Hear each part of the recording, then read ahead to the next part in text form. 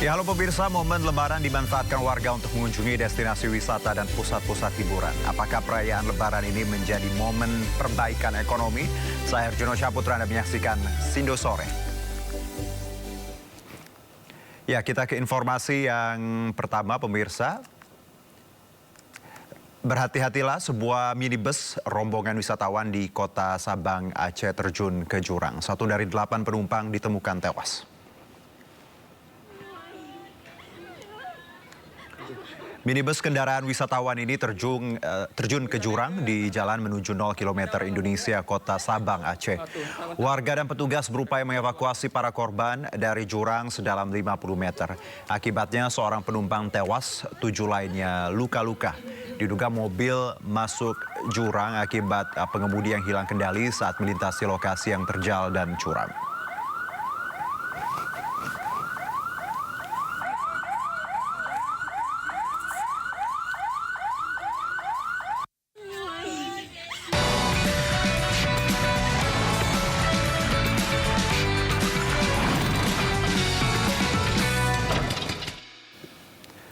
Libur Lebaran, kemacetan kendaraan hingga 3 km terjadi di Simpang Gadok dari arah Jakarta menuju Puncak Bogor. Polisi memberlakukan sistem ganjil genap dan satu arah. Antrian panjang kendaraan terjadi di Simpang Gadok menuju jalur wisata Puncak. Kemacetan sepanjang mulai pintu keluar tol Ciawi. Selain bersilaturahmi ke keluarga, banyak pengunjung berlibur ke sejumlah tempat wisata. Jalur Puncak menjadi jalur perlintasan pemudik baik dari Jakarta menuju Bandung maupun arah sebaliknya.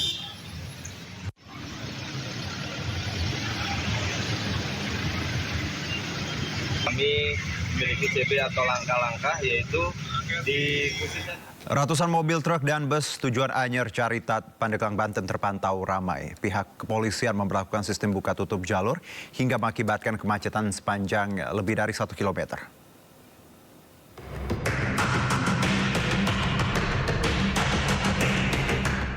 Inilah kondisi jalur Ciwandan, Kota Cilegon, Banten. Ratusan kendaraan wisatawan terjebak kemacetan sepanjang lebih dari 1 km. Hal ini disebabkan rekayasa lalu lintas dengan sistem buka tutup jalur. Tingginya animo masyarakat untuk berlibur ke kawasan Pantai Anyer dan Carita membuat akses jalan menjadi tersendat. Polisi terpaksa menahan laju kendaraan karena dikhawatirkan akan terjadi kemacetan parah. Mulai dari jam 8.00 untuk kita lakukan penarikan 2 kali. Kemudian juga masih dilakukan buka tutup di JLS, antrian sementara 1 km ke belakang. Kemudian juga untuk di simpang PCI sendiri, itu juga kita lakukan buka tutup. Menurut salah seorang pemilik kendaraan, bagi mereka macet seperti ini sudah menjadi tradisi di saat momen Lebaran. Rencananya para wisatawan akan berlibur ke Pantai Anyer dan Pantai Carita untuk menghabiskan libur Lebaran. Dari Cilegon, Banten, Iskandar Nasution, iNews melaporkan. Sementara itu, situasi arus lalu lintas di gerbang tol Cikampek Utama pada hari ketiga pasca Lebaran Idul Fitri 1446 Hijriah terpantau ramai lancar. Sementara itu, diskon tarif tol 20% telah berlaku hari ini.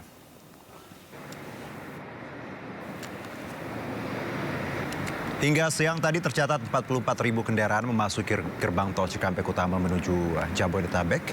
Meski arus balik belum terpantau signifikan naik, sejumlah kendaraan pribadi terlihat memadati gardu tol menuju Jakarta. Dari 30 gardu tol aktif, gerbang tol Cikampek Utama memberikan akses sebanyak 19 gardu tol untuk arus balik menuju Jakarta. Sementara pada arus balik, Jasa Marga dan Korlantas Polri berfokus pada 2 gerbang tol utama, yakni Kali Kangkung dan Cikampek Utama dengan 27 titik transaksi lalu lintas. Jasa Marga juga telah menerapkan diskon tarif tol 20% yang berlaku hari ini. Bisa memecah waktu kepulangan arus balik para pemudik agar tidak terjadi ketersendatan.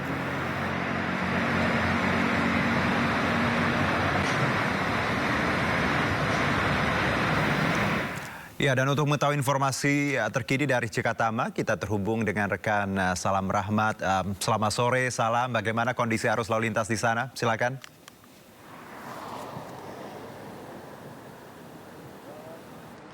Ya, Juno dan juga pemirsa, untuk kondisi terkini situasi arus lalu lintas di ruas tol Cikampek Utama saat ini masih terpantau ramai lancar di kedua arah.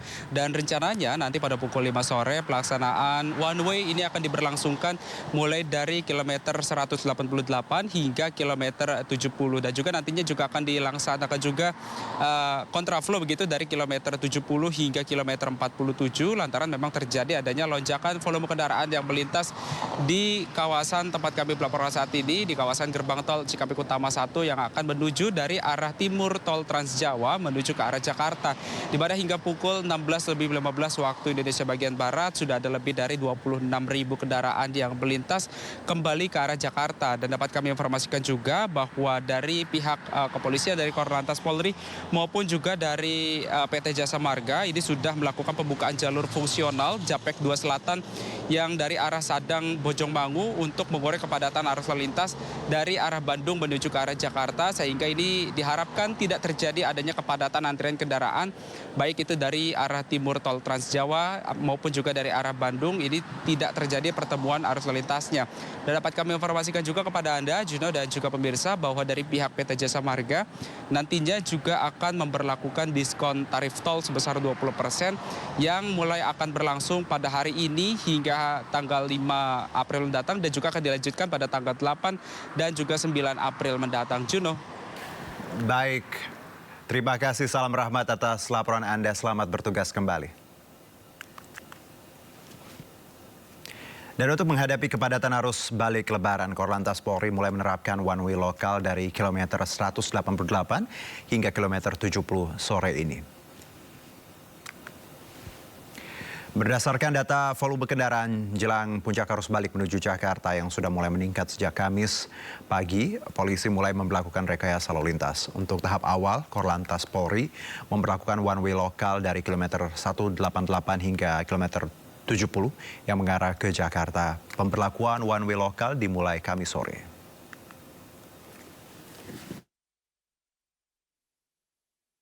Siang ini sudah terjadi pergerakan yang agak lumayan dari arah timur, tentunya dari arah timur.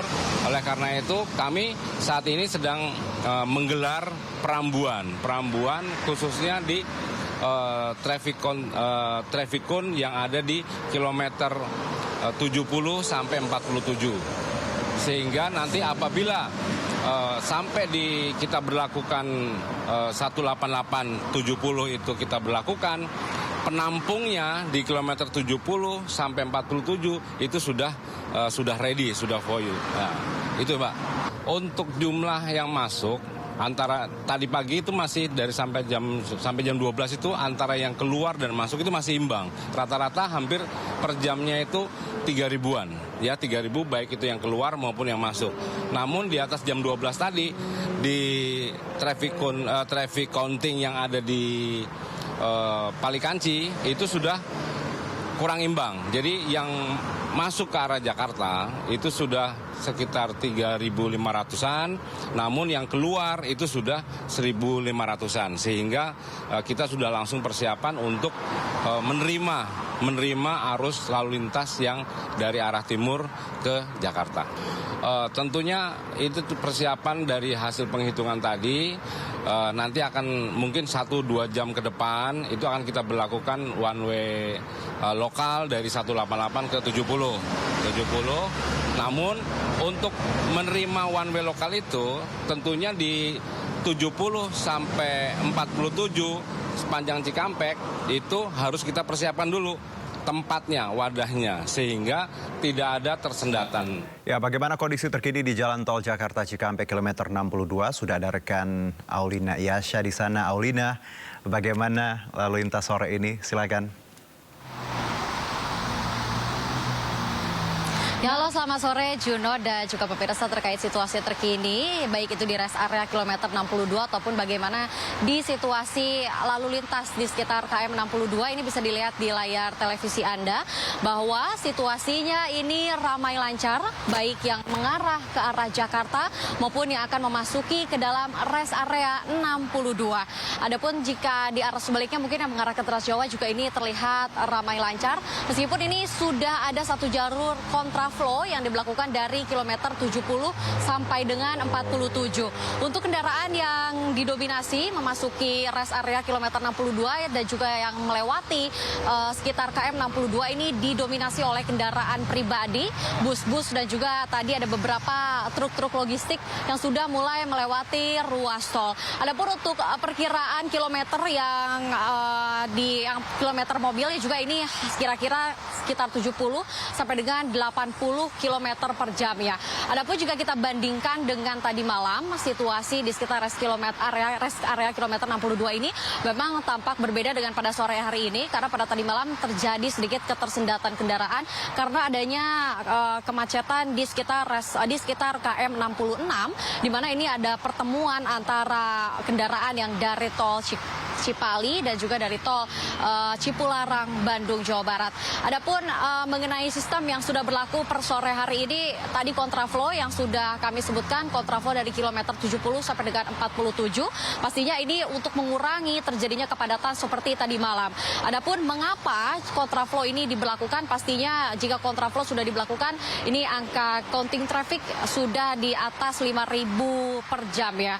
Adapun untuk one way juga diperkirakan akan diberlakukan pukul 17.00 sore hari ini, di mana nanti one way akan berlaku dari kilometer 188 sampai dengan gerbang tol Cikatama, yakni kilometer 70. Adapun pemirsa, jika kita berbicara mengenai rest area 62B, tepat saya mengabarkan untuk Anda saat ini, rest area 62 juga ada beberapa hal dari pihak pengelola yang sudah akan dipersiapkan jika nantinya ada ketersendatan mobil yang memasuki rest area kilometer 62, di mana nantinya para pemudik ini yang memasuki rest area hanya diberi waktu 30 menit saja, dan juga para pemudik ini tidak boleh lama-lama makan di sekitaran rest area. Jadi mereka ini diberikan petunjuk atau disarankan hanya untuk take away, tidak boleh makan di tempat agar tidak terjadinya kemacetan ataupun antrean panjang yang mengantre akan memasuki rest area kilometer 62. Sementara itu, Juno. Baik, terima kasih Aulina Yasha langsung dari ruas tol Jakarta Cikampek, Kabupaten Bekasi, Jawa Barat. Selamat bertugas kembali. 3 hari setelah Lebaran, pantauan arus lalu lintas di tol Kalikangkung terpantau padat ke arah Jawa, sementara itu volume kendaraan ke arah Jakarta sudah mengalami kenaikan. Arus balik di gerbang tol Kalikangkung terpantau ramai dan mulai padat. Kepadatan kendaraan tampak dari arah Jakarta ke Jawa.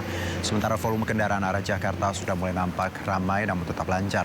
Dan hingga sejauh ini belum diberlakukan rekayasa lalu lintas. Penerapan one way rencananya diberlakukan secara bertahap dari lokal hingga nasional.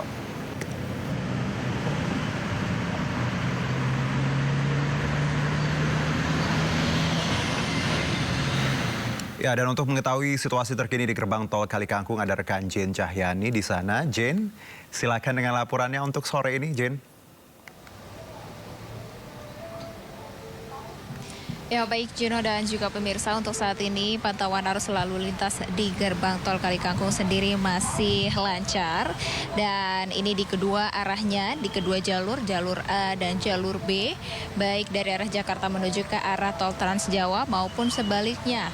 Dan saat ini kalau berdasarkan data yang kami dapatkan dari pagi hingga saat ini, datanya untuk kendaraan yang melaju ke arah Jakarta ini sudah ada 23.400 dengan volume kendaraan per jamnya sekitar 1.500 sampai 2.900.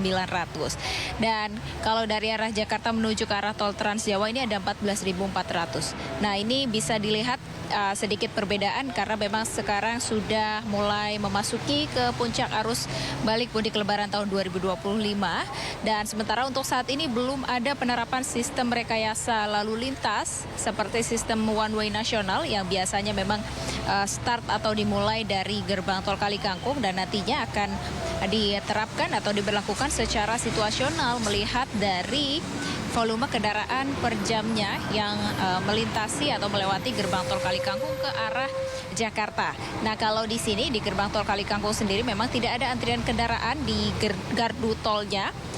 Dan untuk saat ini gardu tol yang dibuka ada 7 gardu tol utama dan juga 5 gardu satelit yang menuju ke arah Jakarta, di mana ini memang sudah diperbanyak daripada gardu tol yang mengarah ke tol Trans Jawa. Dan nanti akan kami pantau seperti apa kenaikan kendaraannya, namun untuk saat ini belum ada kemacetan atau kepadatan lalu lintas yang terjadi di sini. Kemudian para pengendara juga dari gerbang tol Kalikangkung menuju ke arah Jakarta juga masih normal, masih dapat melintas dengan kecepatan normal. Sementara itu, Juno. Baik, terima kasih Jen atas laporan Anda. Selamat bertugas kembali. 3 hari setelah Hari Raya Idul Fitri, ribuan kendaraan dan sepeda motor melintas di jalur arteri Pantura Cirebon, Jawa Barat. Para pemudik sengaja memilih kembali ke Jakarta pada hari ini guna menghindari kemacetan. Ribuan kendaraan sepeda motor terjebak kemacetan di jalur arteri Pantura Cirebon. Pengendara yang masih didominasi sepeda motor hanya bisa melaju dengan kecepatan 20 km per jam saat melintasi di titik persimpangan lampu merah Pemuda.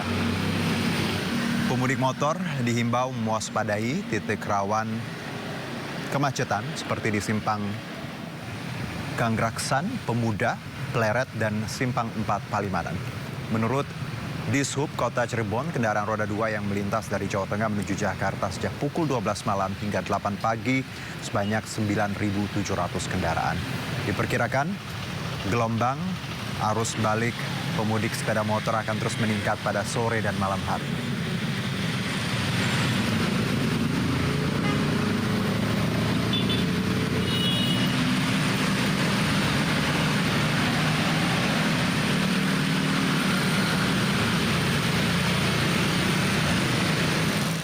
Ya, arus lalu lintas di kawasan Lingkar Gentong, Tasikmalaya, Jawa Barat juga masih ramai pemudik. Selain bersilaturahmi, animo masyarakat untuk berlibur di momen libur Lebaran juga masih tinggi. Dan berikut laporan Irfan Hardiansa dan juru kamera Yudi Permana.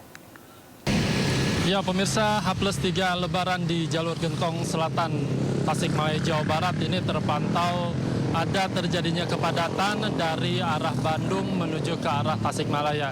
Meskipun ini Lebaran sudah lewat 3 hari, namun animo masyarakat untuk melintasi di jalur Gentong ini masih tinggi. Terlihat di belakang tempat kami melaporkan saat ini bahwa untuk kendaraan yang melintas didominasi oleh kendaraan yang memang akan melakukan berwisata ke arah Pangandaran. Dan tentunya jalur ini merupakan jalur yang menghubungkan antara Tasikmalaya, kemudian Ciamis, Banjar, dan juga Pangandaran.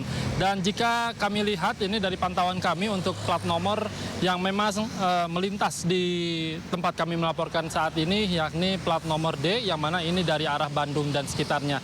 Dan untuk berbicara mengenai dengan momen arus balik, diprediksi pihak kepolisian ini memprediksi bahwa arus balik ini akan terjadi pada tanggal 6, 7, 8 April 2025.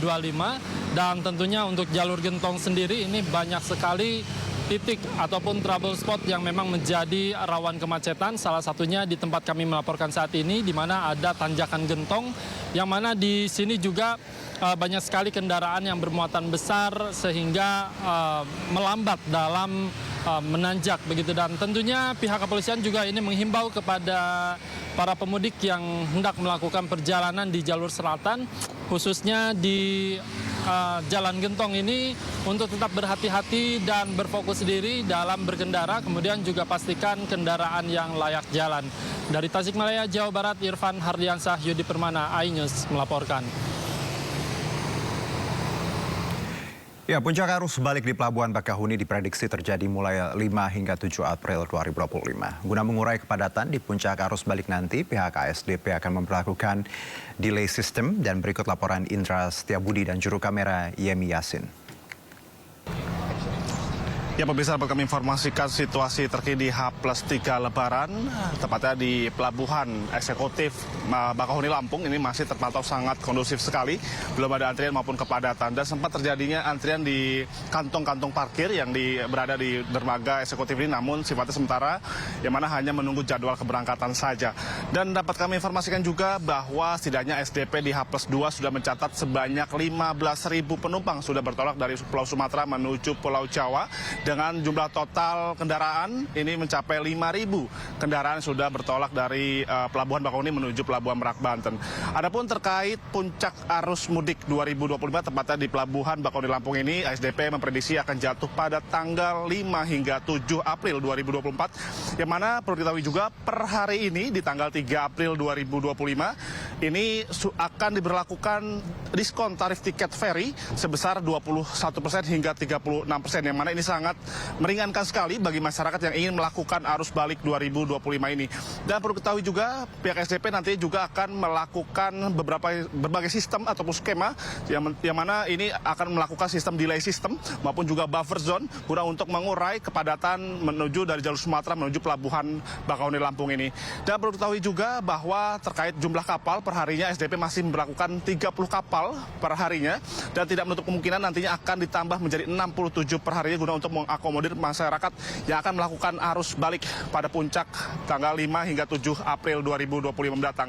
Dan kami menghimbau bagi masyarakat yang akan melakukan kegiatan arus mudik maupun juga masih ada yang melakukan arus balik, ini pastikan kondisi Anda dalam keadaan sehat dan dipastikan Anda 2 jam sebelum keberangkatan sudah berada di area Pelabuhan Bakauheni Lampung ini. Dari Lampung, Indra Setiabudi, Jamie Jasin, iNews melaporkan. Ya, hadapi arus balik Lebaran, pemerintah telah menyiapkan sejumlah antisipasi guna mengatasi penumpukan kendaraan. Pemerintah pastikan terus bersiaga selama arus balik Lebaran.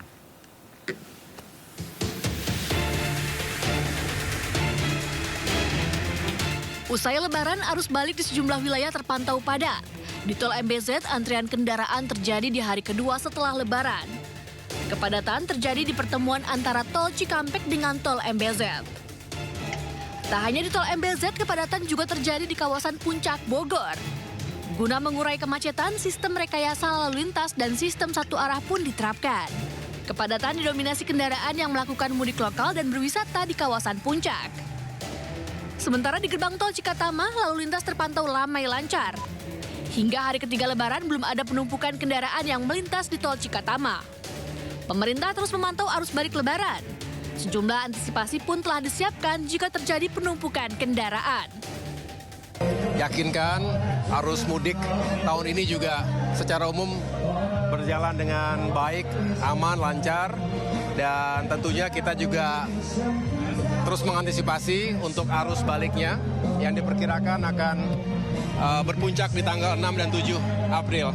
Tapi insya Allah seluruh jajaran, seluruh bagian, termasuk Kementerian Perhubungan yang berada dalam koordinasi Kemenko Infrastruktur, Kementerian PU yang mempersiapkan infrastrukturnya, dan termasuk tentunya kerjasama kami dengan Korlantas dan semua stakeholders untuk meyakinkan arus balik juga berjalan dengan baik. Hingga hari ketiga setelah Lebaran, arus balik di sejumlah titik masih terpantau ramai lancar. Kepadatan hanya terjadi di titik-titik sekitar rest area. Di kilometer 57, antrian kendaraan terjadi di pintu masuk dan pintu keluar rest area. Tim Liputan, iNews melaporkan.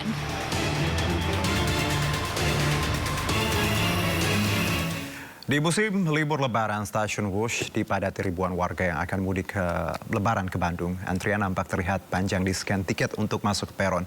Mereka mengaku memilih Wush karena menghindari kemacetan di jalan raya.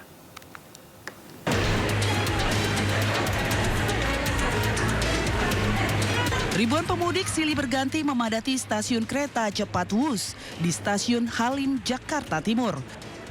Kepadatan calon penumpang terlihat pada antrian scan tiket untuk masuk ke peron stasiun. Ramainya penumpang juga terlihat di ruang tunggu sebelum check-in naik kereta cepat Wush. Mereka memilih mudik 2 hari pasca Lebaran dengan kereta cepat Wush. Tujuannya untuk menghindari kepadatan dan kemacetan jika mudik menggunakan transportasi lain saat Lebaran. Saya mau ke Bandung, tepatnya ke Arca Manik. Itu mau ngapain tujuannya? Mau kumpul keluarga besar suami. Kenapa sih Pak memilih Wush ini kereta cepat ini? Karena biar lebih cepat sampai, karena pengalaman tahun lalu saya kena macet di Cipularang sampai 6 jam, sampai 8 jam gitu. Jadi lebih memilih naik Wush untuk tahun ini. Naik Wush aja ya? Iya. Harga tiket kereta cepat Wush dinilai murah oleh para calon penumpang, yaitu dengan harga Rp275.000 untuk sekali perjalanan. Dari Jakarta, Rio Manik, iNews melaporkan.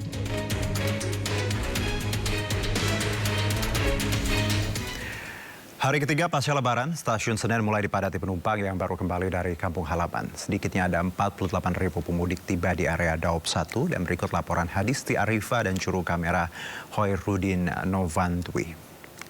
Pemirsa, suasana terkini yakni H+3 Lebaran di stasiun Senen Jakarta ini terpantau ramai, terpantau padat baik penumpang yang tiba maupun juga yang akan berangkat. Nah, keramaian ini didominasi oleh penumpang yang tiba usai melakukan aktivitas mudik pada Lebaran 2025 lalu. Dan untuk hari ini saja dijadwalkan sebanyak 48.000 penumpang yang akan tiba di area Daop 1 Jakarta yakni stasiun Senen dan juga di stasiun Gambir, kemudian juga di stasiun-stasiun lainnya seperti stasiun Cikarang, stasiun Cikampek dan juga stasiun Bekasi. Dan jumlah ini juga diperkirakan akan terus meningkat, akan terus mengalami kelonjakan penumpang bahkan hingga ke puncak arus balik yang diprediksi ini akan terjadi pada tanggal 5 hingga tanggal 7 April nanti. Nah, selain kedatangan yang mendominasi keramaian di stasiun Senen Jakarta ini, keramaian ini juga diisi oleh keberangkatan yang mana masyarakat ini ada yang baru memulai aktivitas mudik mereka pada pasca Lebaran. Hari ini terdata sebanyak 24.000 penumpang yang diberangkatkan dari KAI Daop 1 Jakarta, baik ini yang berangkat dari stasiun Senen maupun juga dari stasiun Gambir. Memang kalau kami melihat tampaknya antusias mudik ini juga masih tinggi pada pasca Lebaran ini, terlihat dari jumlah penumpang yang diberangkatkan di H+3 ini untuk aktivitas mudik mereka. Dan secara keseluruhan pada periode masa angkut Lebaran 2025 ini, PT KAI Daop 1 Jakarta ini sudah mencatat terjual sebanyak 800.000 tiket yang menunjukkan okupansi ini mencapai 76% dari total ketersediaan yakni 1.048.000 tiket. Dan hingga 11 April nanti tiket yang tersisa ini hanya di 248 yang dapat dibeli, baik itu keberangkatan dari stasiun Senen maupun juga dari stasiun Gambir. Ya, informasi lengkap usai jeda berikut tetap bersama kami di Sindo Sore.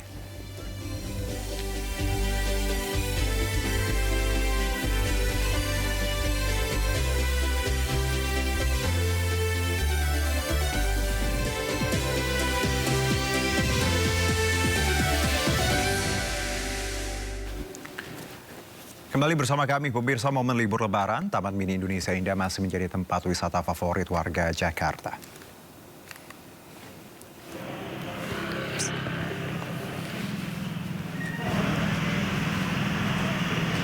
Sejak Kamis pagi, kawasan Taman Mini Indonesia Indah yang berada di bawah naungan Holding and Journey Destination Management masih dipadati warga yang akan berlibur. Beberapa anjungan daerah, wahana kereta gantung hingga taman burung menjadi tempat favorit yang banyak dikunjungi warga.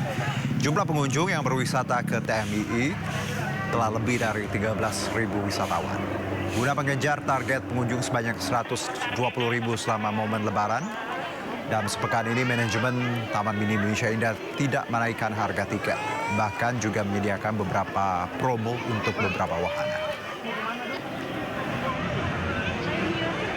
Ini dari manajemen Taman Mini menargetkan 120.000 orang selama satu pekan, dan kemarin itu sudah 25.000 lebih di Lebaran ketiga ya, dan hari ini per tadi pagi itu sudah 5.000-an, sepertinya sekarang juga sudah makin ramai nih, makin bertambah. Dan biasanya itu makin sore nanti makin ramai karena di sore hari akan ada atraksi-atraksi budaya seperti nanti sore ada kuda lumping dan ditutup dengan pertunjukan air mancur. Pengunjung Taman Marga Satwa Ragunan Jakarta Selatan membludak. Banyaknya wisatawan yang datang mengakibatkan 12 anak terlepas dari pengawasan orang tua. Seorang bocah laki-laki berusia 7 tahun ini menangis saat diselamatkan petugas kantor pusat informasi Taman Marga Satwa Ragunan Jakarta. Bocah tersebut sebelumnya sempat hilang dari pengawasan orang tuanya.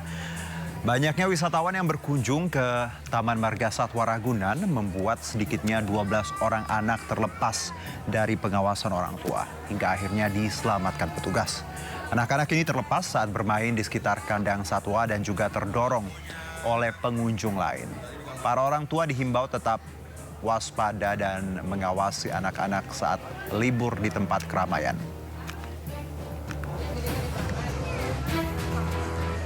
Namanya siapa? Ada 12 anak ya. Kalau kita melihat ini memang selama ini belum bisa zero atau belum bisa anak itu tidak ada yang terpisah. Walaupun sudah kita lakukan langkah antisipasi ya, namun karena tingkat keramaian yang sangat luar biasa, tetap terjadi anak, dan menurut kami ini adalah angka yang rendah ya dibandingkan dengan volume pengunjung yang sampai mencapai 88.000, dan tadi informasinya sudah sampai semua ke orang tua ya. Ya, di Jakarta, Taman Impian Jaya Ancol, Jakarta Utara masih dimanfaatkan warga untuk berlibur. Antrian panjang kendaraan roda 2 dan 4 sudah terjadi di ruas jalan akses menuju pintu masuk dan didominasi berwisata ke pantai. Antrian panjang kendaraan terjadi di pintu masuk gerbang timur Taman Impian Jaya Ancol, Jakarta Utara, Kamis siang. Banyaknya antrian juga mengakibatkan kemacetan hingga setengah kilometer menjelang pintu masuk. Selain kendaraan roda 4, terlihat pengunjung yang menggunakan roda 2 juga membludak. Mereka rela antri untuk dapat menikmati liburan bersama keluarga di momen libur lebaran hari keempat. Menurut warga, selain harga tiket yang murah meriah, Ancol menjadi pilihan lantaran jaraknya yang dekat.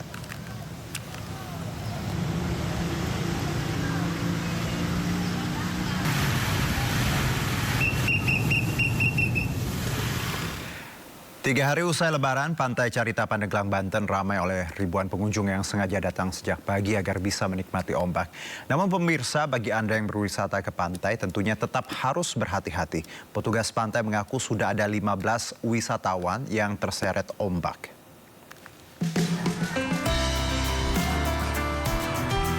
Sejak Kamis pagi, Pantai Carita Pandeglang, Banten sudah dipenuhi ribuan pengunjung yang sengaja datang guna menghabiskan waktu libur Lebaran. Banyak dari mereka yang datang dari dini hari untuk menghindari kemacetan. Harga tiket yang terjangkau membuat Pantai Carita menjadi tujuan wisata favorit di Lebaran tahun ini. Aja bang. Bersama siapa? Sama semua keluarga aja. Katanya sih seneng banget ya bisa kumpul sama keluarga, bisa ngabisin waktu di pantai gitu. Menghibur juga bang. Tadi satu mobil, kita kan 2 mobil. Satu mobilnya itu 100.000 bang. 100.000. Nah, menurut abang itu murah apa mahal sih bang? Murah bang. Banyak wisatawan, terutama anak-anak yang bermain di tengah ombak lalu terseret arus pantai. Penjaga pantai yang memantau kondisi di lapangan langsung mengevakuasi mereka. Setidaknya sudah ada 15 anak yang terseret arus pantai. Arusnya kenceng, terus kayaknya sedang pasang.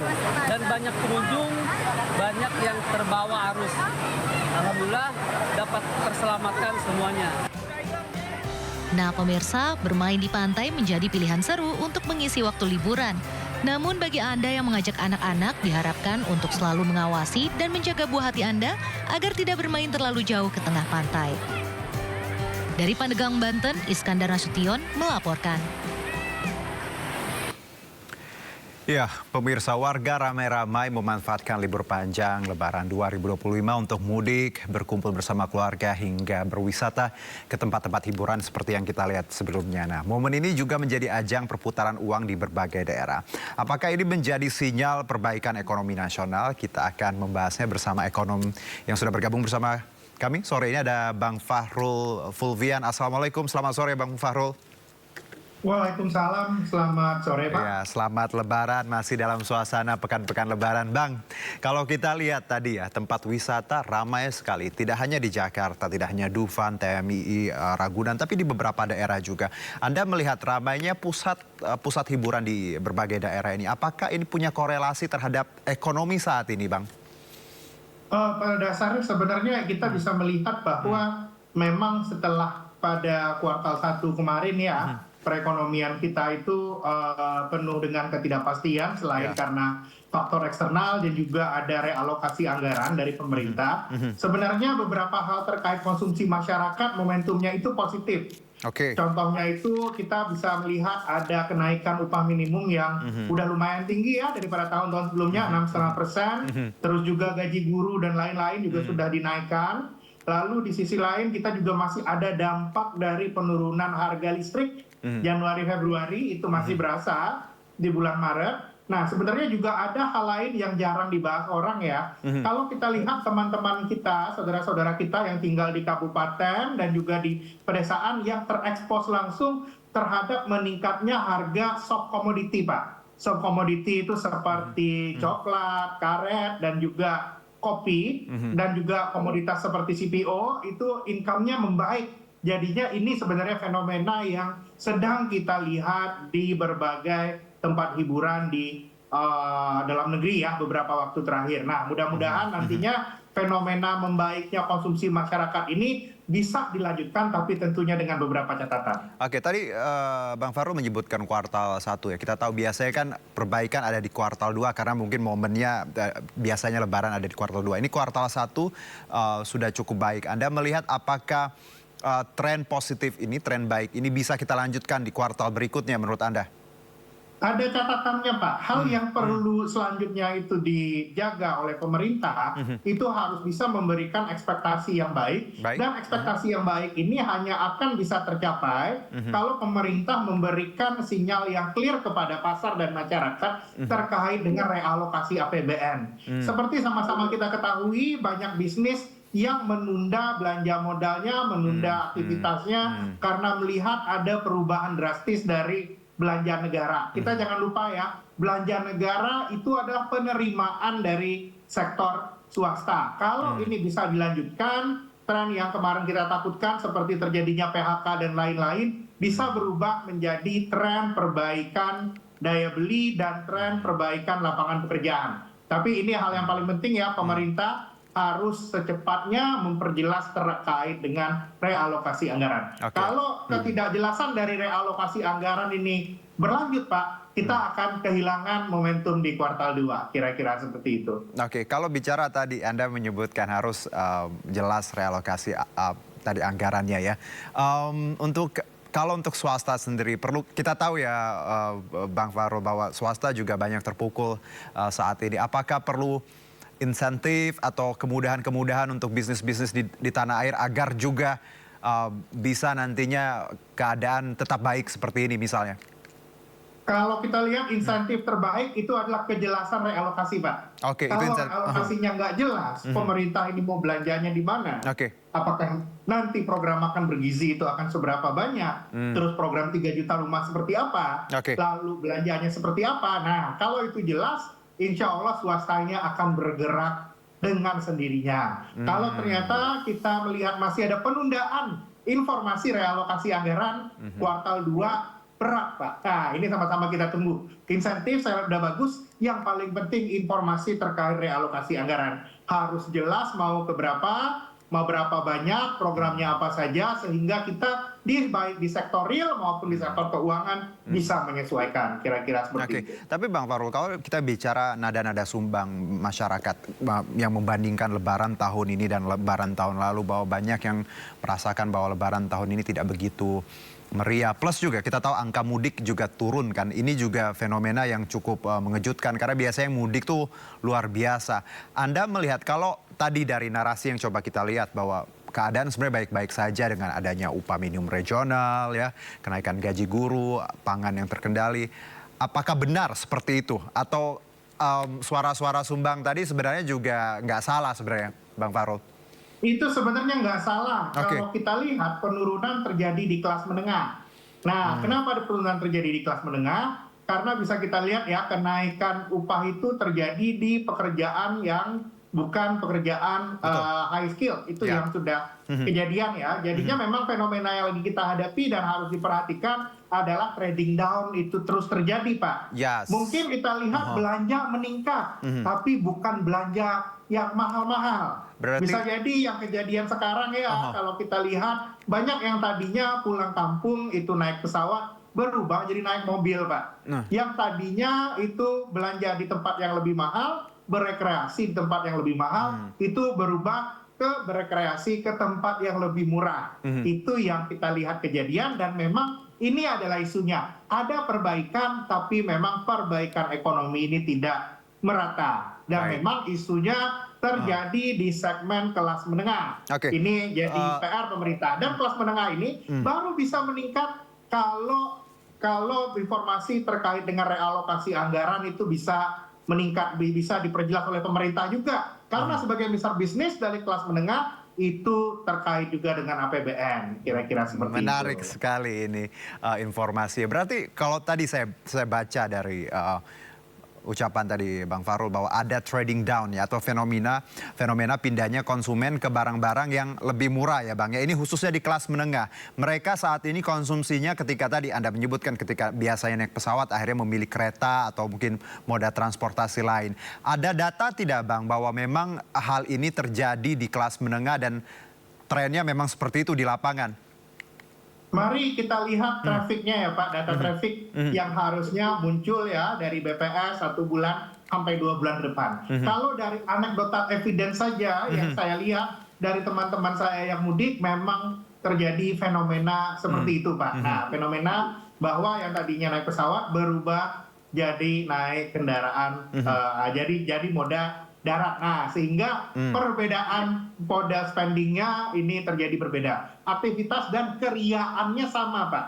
Aktivitasnya sama banyak, tapi tidak membeli barang yang lebih mahal. Membeli yang lebih sederhana, sehingga tetap bisa menikmati Idul Fitri di kampung halaman bersama keluarga. Nah, jadinya memang PR pemerintah bagaimana mengubah trading down ini jadi trading up lagi, Pak.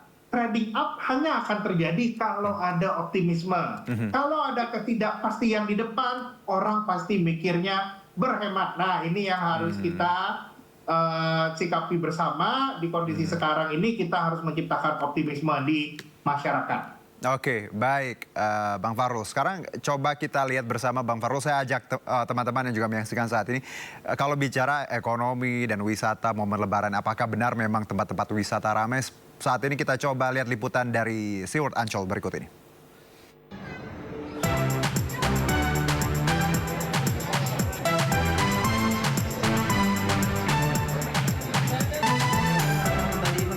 Tiga hari usai Lebaran, SeaWorld Ancol menjadi salah satu tujuan wisata favorit warga Jabodetabek. Terlebih lagi, anak-anak sangat antusias karena di dalamnya terdapat beragam jenis ikan dan biota laut lain yang cantik.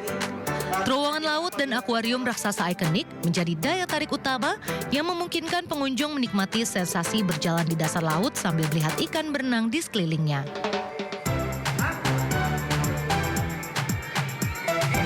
Selain itu, pengunjung juga dihibur oleh pertunjukan sulap dan ilusi optik dari dalam akuarium yang sangat menarik. Anak-anak belum liburan di hari ketiga, kebetulan kemarin lagi sakit dan alhamdulillah sekarang bisa ke SeaWorld dan juga rencana mau ke Ocean Samudra ya. Karena menurut saya SeaWorld ini kan pertama kali ya adanya akuarium terbesar ikan di Jakarta. Jadi kebetulan anak belum pernah kesini, jadi saya mau berkunjung ke sini. Yang lainnya udah pernah.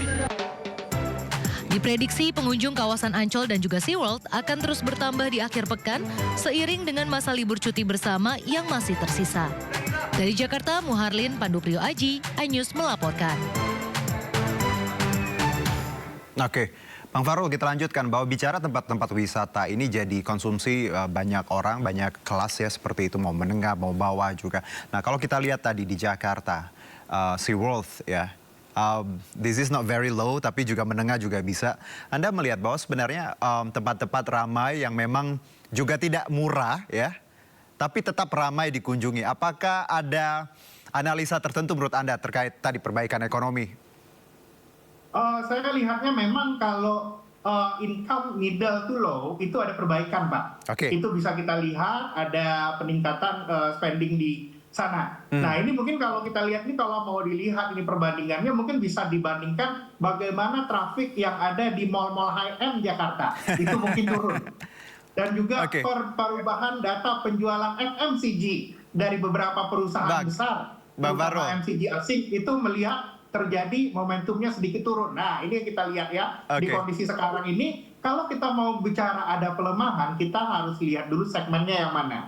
Karena kalau kita lihat segmen dari menengah ke bawah, itu well supported dari kebijakan-kebijakan yang ada. Bahkan kita bisa lihat dalam 2 bulan terakhir, itu ada penurunan biaya listrik kita paling nggak. Itu yang saya lihat akan sangat wise sekali dan jumlahnya lumayan, bisa berubah menjadi biaya untuk pergi ke SeaWorld bersama keluarga di hari ini.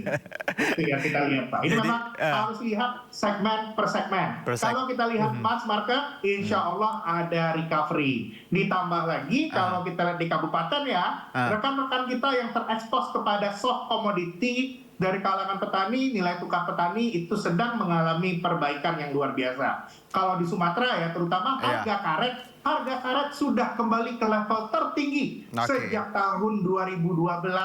Nah, ini dia. Ada pergeseran. Kalau kita lihat, ada cerita perlambatan, benar. Itu adalah fenomena kelas menengah perkotaan, Mbak. Itu kita lihat. Kita mesti lihat segmen per segmen. Menarik ini, kira-kira seperti Bang itu. Fahrul, kelas menengah perkotaan. Anda juga menyebutkan mall-mall high-end tadi. Plus, kalau saya lihat juga tren pre-order, ya handphone terbaru ya. Kita tahu minggu depan sudah rilis. Juga cukup ramai loh, Bang. Ini menengah gimana, Bang? Kalau kita lihat trennya, menengah atas atau menengah bawah yang memang ikut arus ini? Kalau kita lihat, kalau menengah ke bawah itu masih ada well support ya. Kalau menengah ke atas, itu kalau kita lihat momentum dari income-nya sudah tidak setinggi 2-3 tahun terakhir.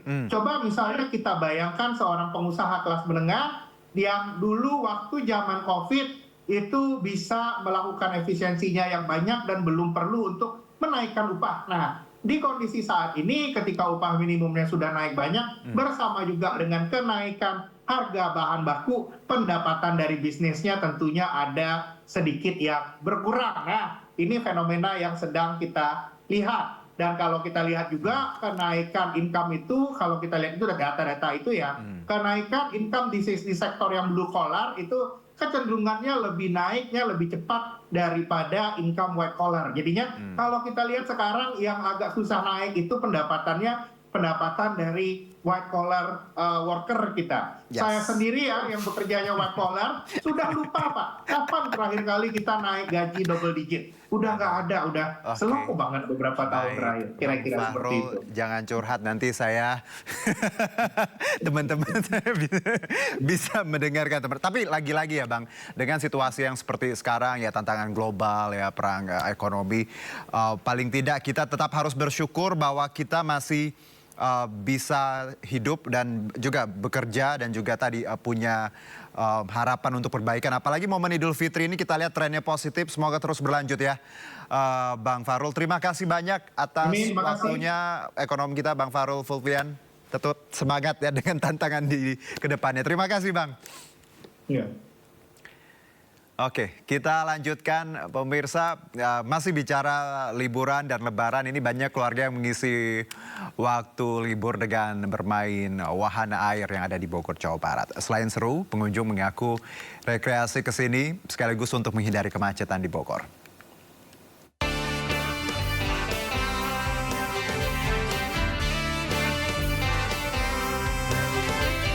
Ribuan pengunjung menghabiskan waktu libur lebaran dengan bermain wahana air yang ada di Bogor, Jawa Barat. Para pengunjung datang dari berbagai wilayah di Jabodetabek untuk menikmati waktu bersama keluarga. Berbagai wahana air yang tersedia menjadi daya tarik bagi wisatawan untuk datang. Salah satunya wahana kolam ombak yang menyediakan ombak laut buatan. Selain itu, juga ada perosotan dengan ketinggian mencapai 8 meter yang tidak kalah seru karena tentunya memacu adrenalin. Libur lebaran. Kenapa pilih liburan di sini, Bu? Seru aja, bisa buat anak kecil berenang. Luas tempatnya. Seru. Hah? Sejuk. Kenapa nggak memilih ke puncak? Apa karena macet atau gimana? Iya, macet. Iya, macet. Ini sama keluarga atau gimana? Sama keluarga. Diprediksi jumlah pengunjung di kawasan wisata air ini akan terus meningkat seiring dengan libur panjang lebaran. Dari Bogor, Jawa Barat, Andi Firmansyah, iNews melaporkan. Pemirsa, berrekreasi di taman wisata yang dibalut panorama alam hijau memanjakan mata bisa menjadi pilihan menarik untuk berlibur bersama keluarga. Di sini pengunjung juga dapat berinteraksi langsung dengan satwa eksotis.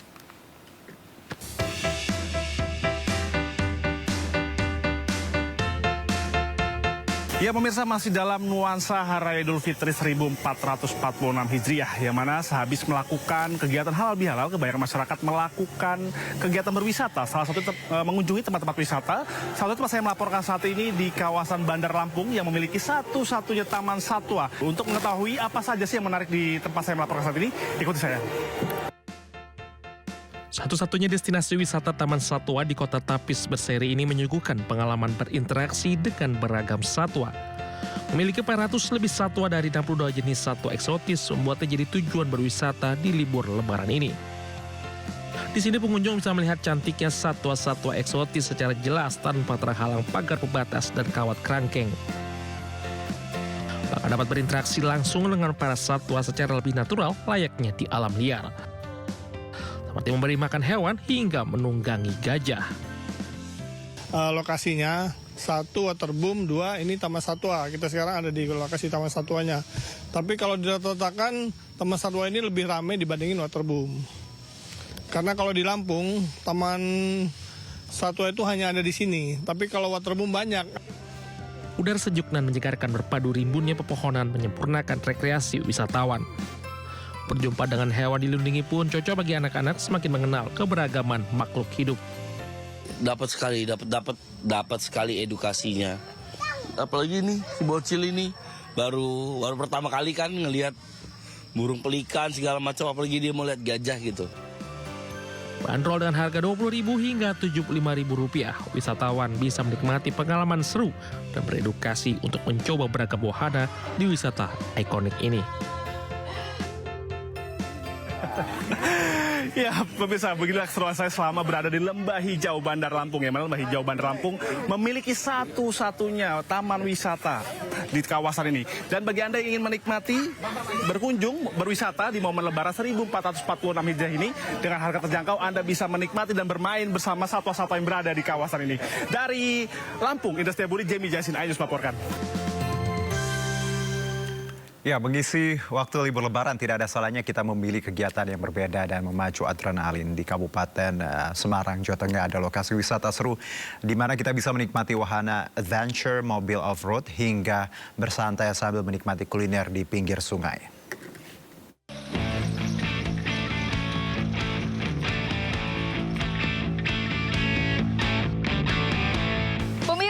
Libur Lebaran telah tiba. Siapa nih yang masih cari tempat wisata untuk berlibur sama keluarga, sama teman, sama saudara?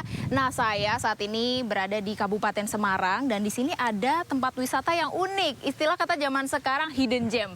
Dari mulai yang memacu adrenalin sampai yang bisa untuk bersantai ria. Seperti apa? Yuk langsung saja kita seru-seruan bareng.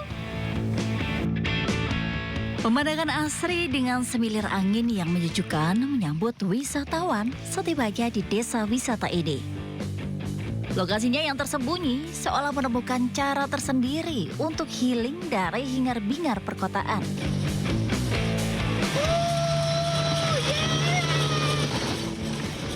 Salah satu pilihan terbaik menjelajah kawasan ini dengan naik mobil off-road, melintasi lintasan berlumpur dan medan yang menantang.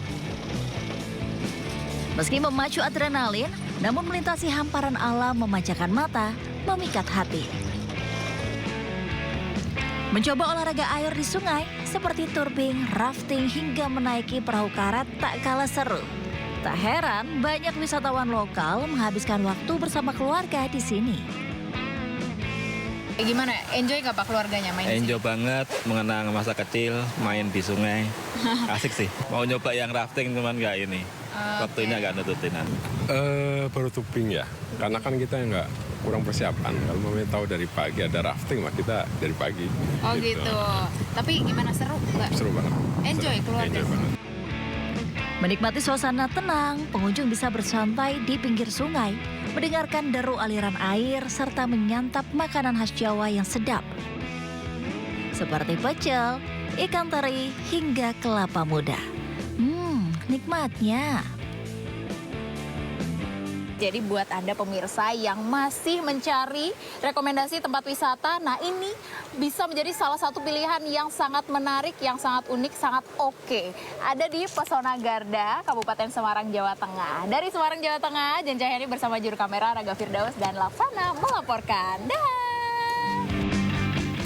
Ya, Anda pasti tidak asing dengan makanan khas Garut, yaitu dodol Garut. Jika Anda jalan-jalan ke Garut, dodol pasti jadi oleh-oleh yang dicari. Namun dodol yang satu ini berbeda karena dikombinasikan dengan coklat yang membuat rasanya kaya dan unik.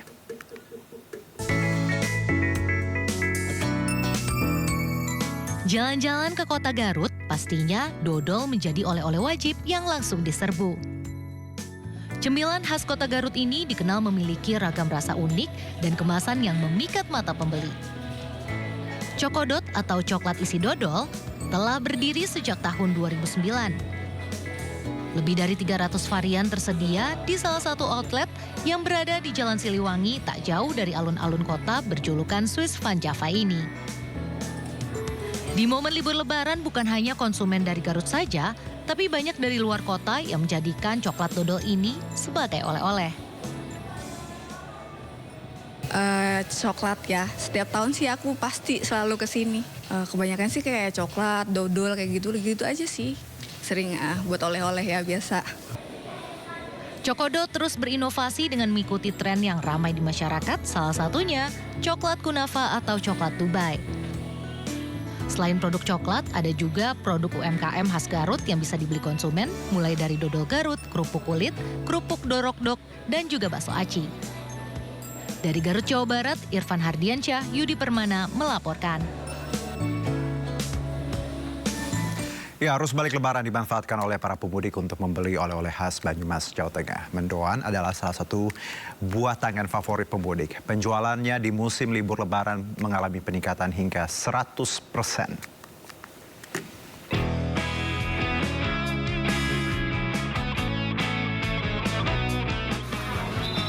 Mendoan menjadi salah satu buah tangan yang diburu para pemudik di Banyumas yang akan kembali ke ibu kota dan sejumlah daerah lainnya. Bahkan toko oleh-oleh yang berada di Jalan Jenderal Sutoyo, Kelurahan Sawangan, Purwokerto, dipadati oleh para pemudik sejak pagi hingga sore hari. Di toko oleh-oleh ini pemudik bebas memilih produk olahan tempe kedelai, mulai dari mendoan, keripik tempe mendoan, mendoan goreng, hingga paket mendoan mentah plus tepung bumbu dan sambal kecap. Namun yang banyak diburu adalah tempe mendoan jumbo. Mereka penasaran dengan tempe mendoan yang memiliki 4 kali lebih besar dari tempe mendoan biasa. Apalagi para pemudik ini melihat langsung proses pengolahan mendoan jumbo ini. Mulai dari membuat adonan tepung, membuka plastik pembungkus mendoan, hingga proses menggoreng. Pemilik toko mengaku jika omset penjualan oleh-olehnya meningkat hingga 100% dibandingkan hari biasa. Dari kota Jakarta, Bandung, Surabaya juga yang jelas kota-kota yang melewati Purwokerto, mereka kebanyakan juga customer transit yang ke Purwokerto. Nah, apa aja Mbak yang dibawa dari sini oleh-olehnya yang khas? Yang dibawa dari sini oleh-oleh khasnya itu seperti mendoan tentunya, karena kan mendoan itu makanan khas dari Purwokerto Banyumas ya. Kemudian ada makanan pendamping lainnya seperti keripik, tempe dage, ada juga pepes Bandeng, getuk, Sokaraja tentunya, dan masih banyak lainnya. Aku di sini tinggal di Ciledug. Ini nanti jalan-jalan pergi ke Ciledug lagi. Oh gitu ya. Berarti ini mudik dulu, menikmati liburan, bentar, kuliner, jalan-jalan, balik lagi. Iya, Selain olahan mendoan, pemudik juga bisa membeli mendoan mentah lengkap dengan tepung dan bumbu serta saus kecap. Tidak hanya itu, mereka juga membawa oleh-oleh khas Banyumas lainnya seperti getuk goreng dan mini nopia serta keripik tempe. Dari Purwokerto, Jawa Tengah, Saladin Ayubi, iNews melaporkan. Pemerintah akan memberikan santunan sebesar 15 juta rupiah bagi korban tertimpa pohon salat Id di Pemalang, Jawa Tengah. Informasi lengkapnya usai jeda.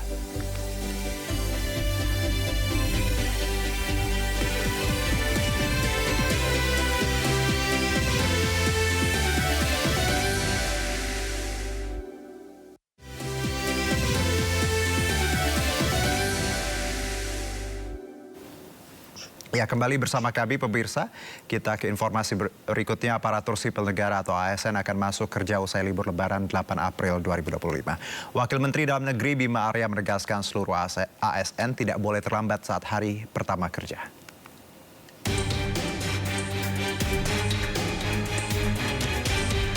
Wakil Menteri Dalam Negeri Bima Arya Sugiarto menyebut seluruh aparatur sipil negara harus masuk tepat waktu pada hari pertama setelah libur Lebaran 2025. Hal tersebut disampaikan oleh Bima Arya usai hadiri open house di Komplek Widya Chandra, Kebayoran Baru, Jakarta Selatan. Bima menyampaikan bahwa ASN tidak bisa bersantai-santai dan harus siap bekerja pada hari pertama masuk kerja dan harus tepat waktu. Oh, nggak bisa santai-santai. Itu gimana Pak Wamen? Ada sanksi atau apa? Hari pertama kerja itu tradisinya adalah halal bihalal semuanya. Nah itu harus on time. Ya, halal bihalal itu di samping silaturahmi juga untuk memastikan bahwa semuanya siap bekerja di hari pertama. Tanggal 8 itu seluruhnya kepala daerah, ya kantor-kantor kementerian itu hari pertama itu halal bihalal. Jadi jangan telat lah. Kegiatan pertama di hari pertama bekerja setelah libur Lebaran 2025 ialah tradisi halal bihalal seluruh perangkat di kementerian dan lembaga. Dari Jakarta, Den Helmi Sajangbati, iNews melaporkan. Pemerintah akan memberikan santunan bagi korban tertimpa pohon saat sholat Id di Pemalang, Jawa Tengah. Santunan sebesar 15 juta rupiah diberikan kepada ahli waris korban yang meninggal dunia.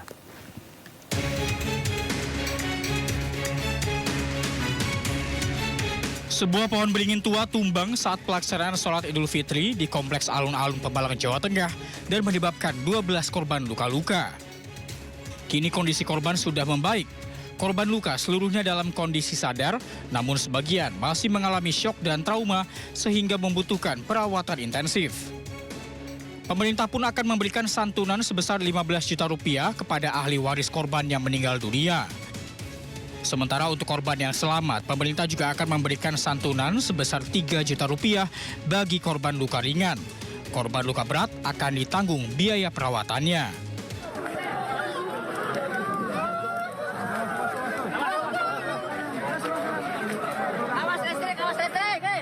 Sebelumnya pohon beringin usia puluhan tahun menimpa jamaah sholat Idul Fitri di Kompleks Alun-Alun Pemalang, Jawa Tengah.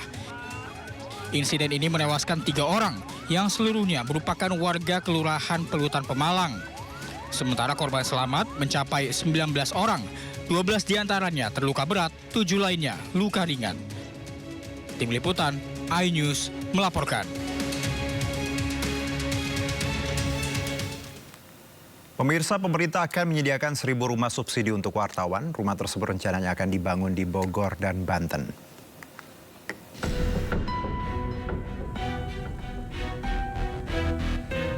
Menteri Perumahan dan Kawasan Permukiman atau PKP, Marwarar Sirait akan mengalokasikan rumah subsidi untuk wartawan. Marwarar mengatakan pihaknya mengalokasikan sebanyak 1.000 rumah yang dikhususkan bagi para awak media. Dalam pembangunan rumah subsidi ini, pemerintah akan menggandeng pengembang yang bertanggung jawab demi memastikan kualitas hunian tetap terjaga. Selain rumah untuk wartawan, Marwarar juga menyediakan rumah untuk masyarakat yang berpenghasilan rendah. Tidak punya gaji, seperti tukang bakso, tukang sayur. Jadi Presiden perintahkan saya, jangan hanya yang punya gaji, tetapi yang tidak punya gaji tapi punya penghasilan. Seperti tukang bakso, tukang sayur ya. Seperti itulah, itu harus diberikan dan kita sudah lakukan itu. Jadi mohon doanya semoga makin banyak rakyat Indonesia yang bisa dapat rumah tahun ini. Adapun lokasi perumahan subsidi bagi wartawan ini rencananya akan dibangun di wilayah Bogor dan Banten. Menurut Ara, sapaan akrabnya, rumah subsidi umumnya memang tidak dibangun di Jakarta, melainkan di daerah sekitar ibu kota. Nama Sugianto, seorang warga negara Indonesia, tiba-tiba viral di Korea Selatan. Aksinya menyelamatkan para lansia dari kebakaran hutan yang melanda negara tersebut menuai pujian.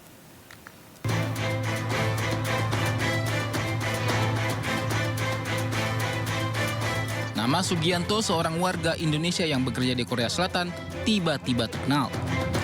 Dirinya menyelamatkan puluhan lansia di Korea saat kebakaran hutan besar melanda negara tersebut.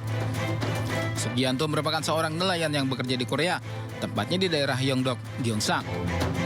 Pada malam hari saat kebakaran melanda, Sugianto bersama kepala desa setempat berlari dari rumah ke rumah untuk menginformasikan warga bahwa api akan datang. Sugianto bersama kepala desa menggendong para warga lansia sejauh 30 meter ke pembatas laut. Warga pun berterima kasih dan mengungkapkan rasa syukur atas pertolongan Sugianto. Sugianto sudah bekerja sebagai nelayan di Korea sejak 8 tahun lalu menggunakan visa kerja. Ia lancar berkomunikasi dengan warga lokal menggunakan bahasa Korea. Sugianto sendiri memiliki anak berusia 5 tahun dan istri yang berada di Indonesia. Atas jasanya itu, Korea Selatan mempertimbangkan visa jangka panjang untuk Sugianto. 시골에는 더 빨리 자요. 연기가 많이 오니까 숨쉬기 힘들잖아요. 3명에서 Sebelumnya, kebakaran hutan di Gyeongsang Utara, Korea Selatan, menghanguskan lebih dari 38.000 hektar. Kebakaran bahkan juga menelan korban jiwa 28 orang dan puluhan orang terluka. Sementara kurang lebih 3.000 orang dievakuasi.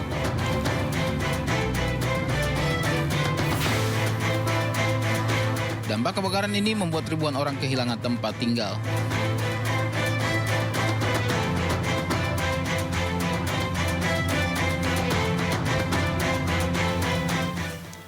Sugianto kini menjadi pahlawan di Korea Selatan. Usai aksi heroiknya menyelamatkan lansia dari kebakaran hutan dan lahan viral dan menuai banyak pujian. Sugianto pun dipertimbangkan untuk memperoleh visa tinggal jangka panjang di Korea Selatan. Ada pemberitahuan cuaca kalau kebakaran udah nyampe daerah Yonghae, Yongdok. Nah, terus saya kan langsung bergegas naik. Terus lari ke sana kemari buat ketukin pintu para lansia-lansia. Ada yang nggak denger. Yang dramatisnya itu pas sekitar jam 10:30 lansia terakhir. Udah nggak denger, ada telepon, diem aja malah duduk di ranjang aja, tinggal duduk aja di ranjang. Aku gedor-gedor pintu juga nggak keluar-keluar. Ya udah aku terpaksa langsung masuk aja kan, langsung buka pintu kan.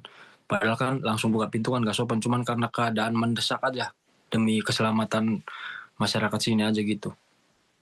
Aku langsung, ayo nek cepet keluar, pakai baju, pakai jaket, pakai masker. Kenapa kata dia, kenapa? Lihat saya kan kenapa? Terus nggak dengar lagi, ada api di belakang, di bukit udah menjalar, api udah ke belakang bukit gitu. Terus aku tarik keluar, terus udah nyampe bukit, warna juga udah merah, dan listrik pun udah tidak ada listrik pada saat itu.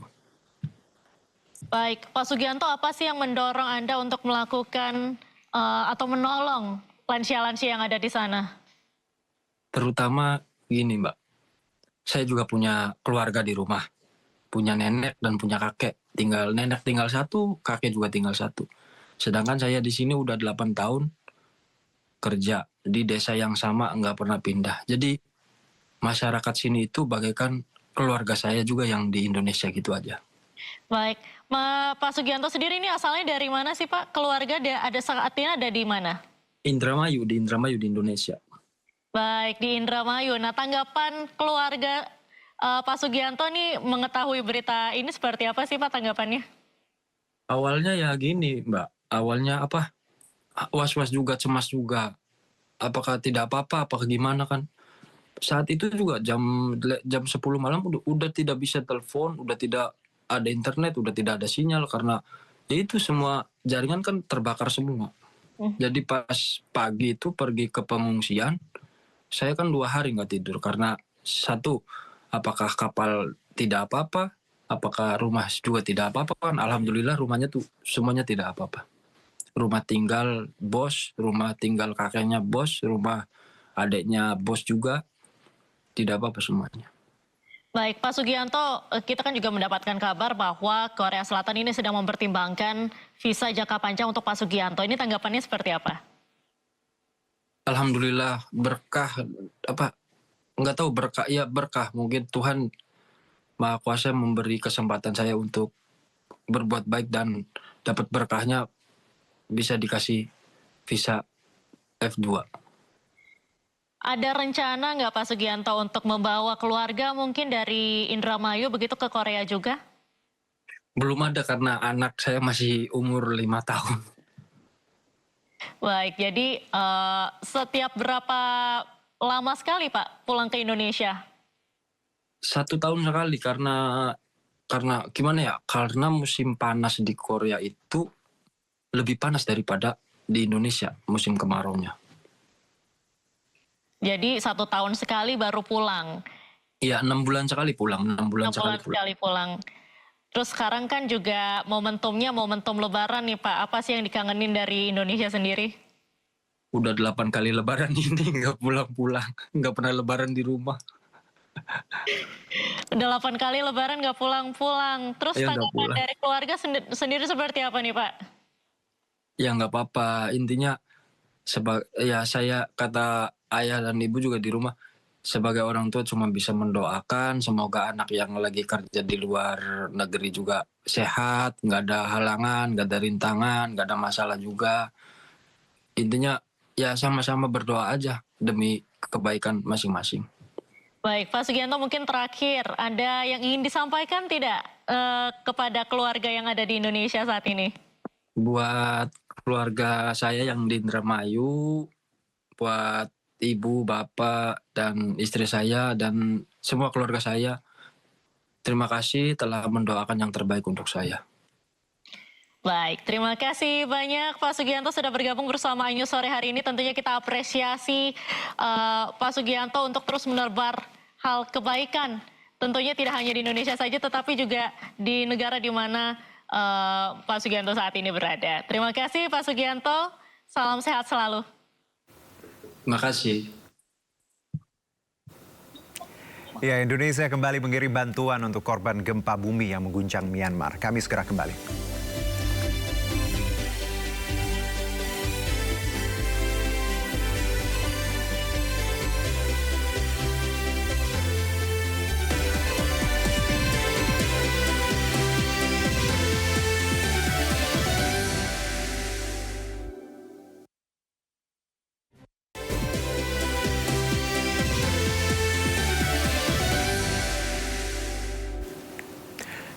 Kembali bersama kami, pemirsa Bakamla Republik Indonesia evakuasi kapal KMP Mutiara Verindo 2 yang terbakar di perairan Banten.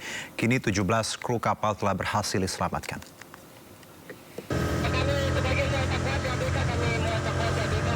Bakamla RI dengan kapal negara Tanjung Datu 301 mengevakuasi 17 anak buah kapal KMP Mutiara Verindo 2 yang terbakar di perairan Banten pada Kamis dini hari.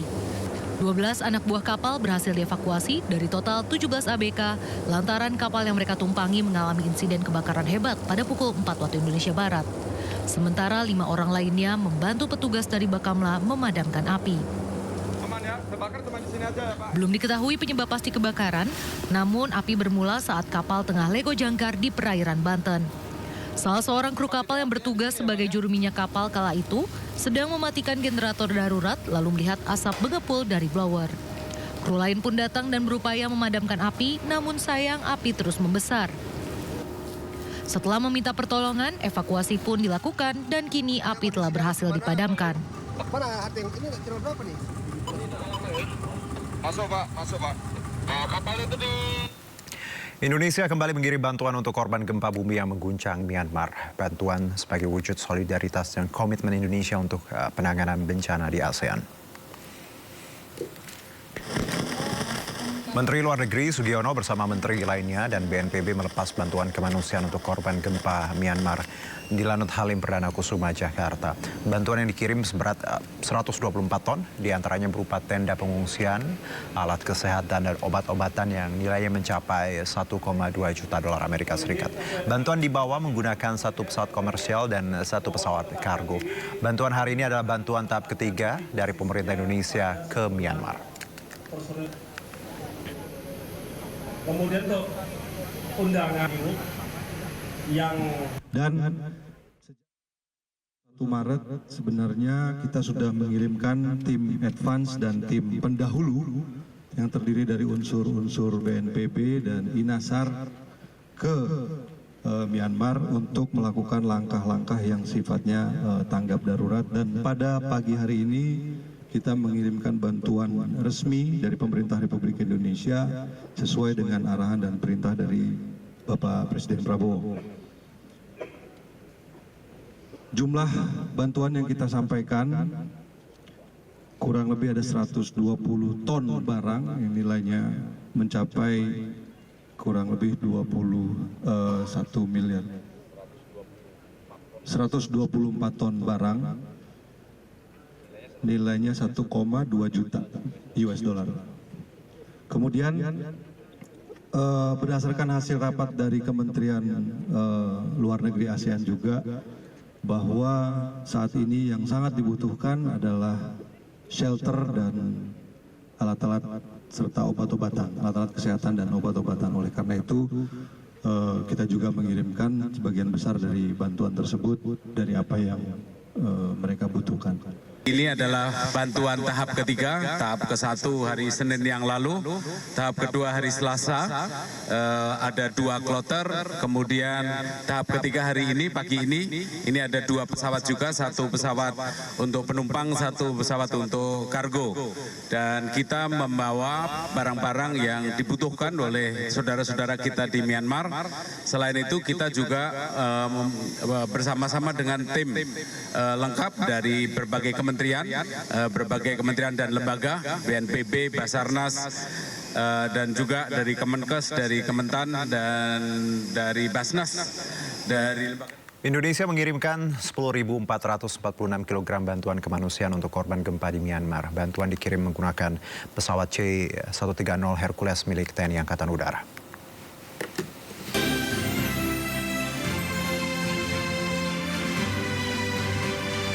Pesawat milik TNI Angkatan Udara yang membawa bantuan kemanusiaan ini lepas landas dari landasan udara Halim Perdana Kusuma. Transit di landasan udara Sultan Iskandar Muda, kemudian mendarat di Naypyidaw, Myanmar.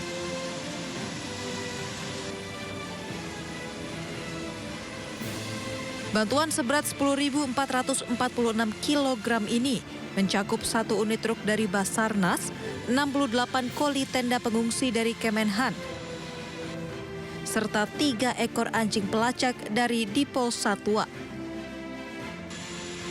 Setibanya di Naypyidaw, bantuan diserahkan ke otoritas setempat untuk didistribusikan ke daerah terdampak gempa. Bantuan kemanusiaan sebelumnya sudah dikirim pesawat C-130J Super Hercules, dan bantuan kemanusiaan selanjutnya akan dikirim menggunakan Boeing 737-800. Sebelumnya, gempa berkekuatan 7,7 skala Richter mengguncang Myanmar pada Jumat 28 Maret lalu. Setidaknya 2.000 orang meninggal dunia akibat bencana ini dan menyebabkan kerusakan hebat di Myanmar.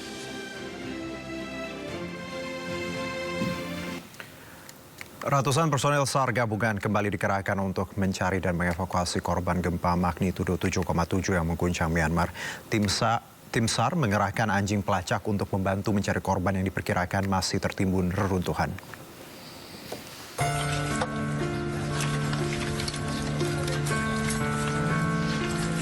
Ratusan personel SAR gabungan kembali dikerahkan untuk mencari dan mengevakuasi korban gempa magnitudo 7,7 yang mengguncang Myanmar, termasuk sekitar 260 personel dari Rusia.